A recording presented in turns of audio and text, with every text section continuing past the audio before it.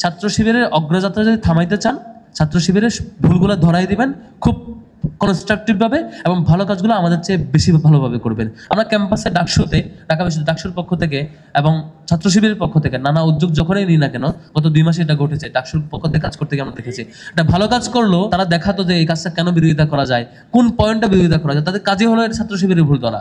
এটুকু বলে রাখবো যে ছাত্র শিবিরের অগ্রযাত্রা যদি থামাইতে চান, ছাত্র শিবিরের ভুলগুলো ধরাই দিবেন খুব কনস্ট্রাকটিভ ভাবে এবং ভালো কাজগুলো আমাদের চেয়ে বেশি ভালোভাবে করবেন। শুধুমাত্র বিরোধিতা করার জন্য অপপ্রচার করবেন আর আমাদেরকে থামাইতে চাবেন, এটা খুব বেশি ভুল পলিসি।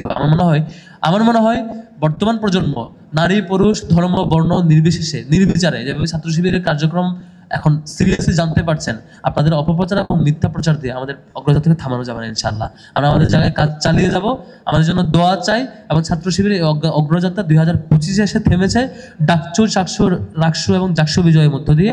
আমাদের যাত্রা থামবে সারা পৃথিবীব্যাপী। আমরা বাংলাদেশকে একটা টপ মোস্ট জাতি হিসাবে দেখাতে চাবো ইনশাআল্লাহ। আমরা দেখিয়ে নিয়ে যাব, আমাদের জেনারেশনকে সেভাবে রেডি করব। আমরা এই দেশটাকে বিজয় করব, দেশের নাগরিকদের নিয়ে সারা পৃথিবীব্যাপী আমাদের সর্বোচ্চ শিখরে নিয়ে যাবো ইনশাআল্লাহ। এর মধ্য দিয়ে আমাদের যাত্রা চূড়ান্ত শিখরে যাবে ইনশাআল্লাহ।